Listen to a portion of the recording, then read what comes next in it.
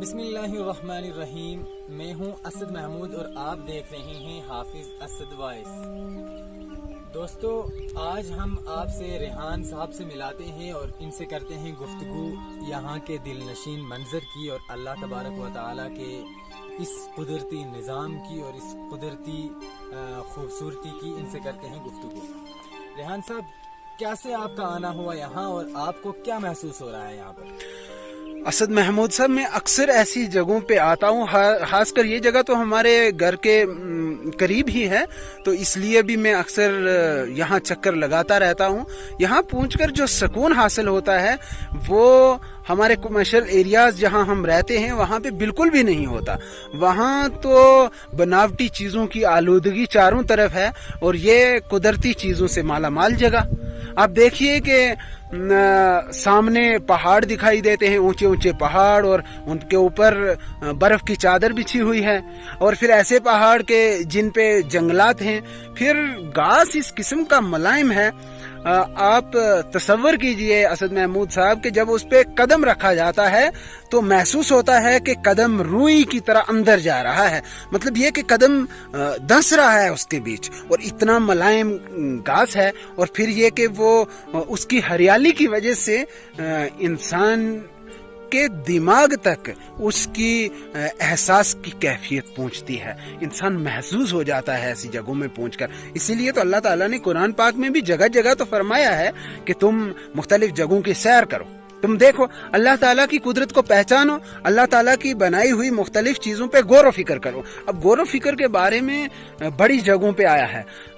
अगर शायरों की तरफ चले जाएं, उदबा की तरफ चले जाएं, तो असद महमूद साहब आप जानते हैं, आप देखेंगे कि वो भी चूंकि वो हसास तरीन लोग होते हैं तो वो भी लौट के आते हैं नेचर की तरफ। वो चाहते हैं कि नेचर की तरफ चला जाए, उस जगह चला जाए कि जो बिल्कुल कुदरती तहाइफ से माला माल हो, जिसमें बनावट ना हो। बनावट ऐसी चीज है जो नेचर की चीजों के फवायद को खत्म कर देती है। अल्लामा इकबाल शायरी करते करते इस मकाम पर भी पहुंचे और ये कहने पे मजबूर हुए, फिर एक नज्म कही एक आरजू नाम से, जिसमें उन्होंने कहा कि ऐसी जगह हो जहाँ चश्मे जारी हों, जहाँ दरिया बह रहा हो, उसके दोनों तरफ हरे हरे दरख्त हों, वहाँ मैं अकेला हूँ, कोयल की आवाज़ हो, वहाँ मैं हूँ, और फिर मैं वहाँ पे अकेला और उस सारे मंजर से लुत्फ अंदोज हूँ। उन्होंने तख़य्युल में ये एक जगह मतलब जो बनाई वो कुदरती तहाइफ से माला माल है। वही अगर ऐसी जगहों पे हम आते हैं तो देखते हैं ऐसी ही चीजें हैं, चारों तरफ जंगलात ही जंगलात है, झाड़ियां हैं, सब्जा है, फिर कुदरती चीजें हैं, जानवर हैं तो ऐसे कि जो पालतू नहीं, जो जंगली हैं, जिनकी खूबसूरती अपनी ही है। और फिर वर्ड्सवर्थ तो पूरी जिंदगी नेचर की तरफ रहा, उसने बिल्कुल भी नेचर से दूर ही नहीं गया, और इसीलिए उसको नेचर का शायर कहा जाता है। वो इन्हीं कुदरती चीज़ों के चारों तरफ और ये कि इन्हीं के फवायद को महसूस करके अपनी शायरी में गिनाता रहा। तो इसलिए असद महमूद साहब, बात ये है कि जब ऐसी जगह पे इंसान आता है, खो देता है अपने आप को, खो जाता है कुदरत की इस सैर अंगेज फितरत में, खो जाता है, और फिर महसूस करता है कि अल्लाह ताला ने किस किस किस्म की जगह बनाई हैं। और फिर इस मकाम पे भी पहुंचता है कि जहां अल्लाह ताला ने कहा था मेरी किस किस नियामत से इनकार करोगे, किस किस नियामत को जुठलाओगे, तुम कितना इनकार कर सकोगे, इसलिए कि तुम्हारी आंखें भी अल्लाह ताला ने दी, और फिर आंखों से जो देख रहे हैं वो भी अल्लाह ताला ने दिया। फिर इसी में जाकर जो वो बहस आ जाती है खूबसूरती की, कि खूबसूरत क्या है।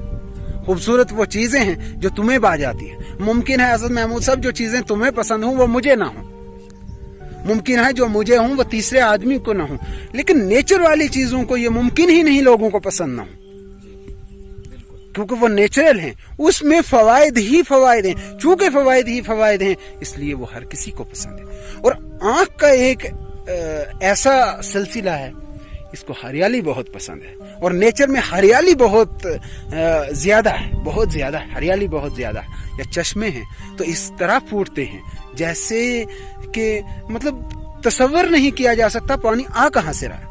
पत्थर हैं, 2 पत्थर हैं, वहां से पानी निकल रहा है, और चश्मे की मिकदार इतनी ज्यादा है, इतना ठंडा है, या नहीं हम कर सकते ये अंदाजा कि ये इतना ठंडा, और फिर ये कि उसमें जो सुकून पीने के बाद आता है वैसा सुकून किसी ऐसी बनावटी मशीनरी के जरिए जो ठंडा किया जाता है पानी, उसमें बिल्कुल भी नहीं। तो यही वो कुदरती चीजें हैं, जब इंसान एक दो दफा आता है तो फिर जितना हसास होता है उसी एतबार से उन चीज़ों में खो जाता है, और फिर ज़िंदगी भर इन चीज़ों की आरज़ू लिए हो, वो किसी भी जगह हो, तख़य्युल में उसकी यही जगह गुम जाती हैं। यही वजह है अल्लामा इकबाल एक आरज़ू लिखते हैं, वर्ड्सवर्थ पूरी ज़िंदगी यही शायरी करते हैं, बड़े बड़े शायर खो जाते हैं। और कृष्ण चंद्र जब अपने नावलों अफसानों में मंजर निगारी करते हैं, मंजर कशी करते हैं, तो फिर वो यही मंजर कशी करते हैं, फिर वो यही दिखाना चाहते हैं। फिर कृष्ण चंद्र का चाहे वो जंगली फलों के नाम हों, जंगली दरख्तों के नाम हों, या फिर हरियाली के मुख्तलिफ अंदाज हों, मुख्तलिफ जहात हों, मुख्तलिफ चीज़ें हों, फिर वो उसी में खो जाते हैं। और फिर वो जो तहरीर सामने आती है वो आफाकी बन जाती है, उसको हर कोई एक्सेप्ट करता है, उसको ले लेता है। क्यों? इसलिए कि वो फितरत से जुड़ी है। रेहान साहब, आप क्या मैसेज देना चाहते हैं आवाम को यहाँ से? असद महमूद साहब, मेरा मैसेज यही है कि ऐसी जगहों पे आना चाहिए, सैर करनी चाहिए, अल्लाह ताला के दिए हुए तहाइफ से लुत्फ़अंदोज़ होना चाहिए, मुस्तफ़ीज़ होना चाहिए। तो मेरा यही कहना है कि ऐसी जगहों पे बार बार आना चाहिए, और अल्लाह ताला ने जिस ज़मीन को बनाया और जो कुदरती तहाइफ से माला माल है, उसमें आकर उन जगहों पे, इन जगहों पे घूमना चाहिए, और फिर एक एक चीज़ पे गौर व फिक्र करना चाहिए। क्योंकि कुरान पाक में आप देखते हैं कि अल्लाह ताला जगह जगह फरमाते हैं कि गौर व फिक्र करो। गौर व फिक्र करना ये एक बड़ी चीज़ है, ये कि गौर व फिक्र करने के बाद इंसान उस चीज़ के छोटे से छोटे पहलुओं पे भी दस्तरस रख सकता है, वहाँ तक इंसान पहुँच सकता है, और फिर उसके चीज़ की मुख्तलिफ जहात को समझने में आसानी होती है। तो इसलिए इन जगहों पे आएँ, ऐसी जगहों पे जहाँ एक ही जगह पे हजारों किस्म के दरख्त हों, और फिर हर एक की नौइयत अलग हो, हर एक की हैसियत अलग हो, हर एक की तासीर अलग हो, हर एक के फ़वाइद अलग हों, तो फिर उससे हर एतबार से इंसान ने फ़ायदे उठाने चाहिए।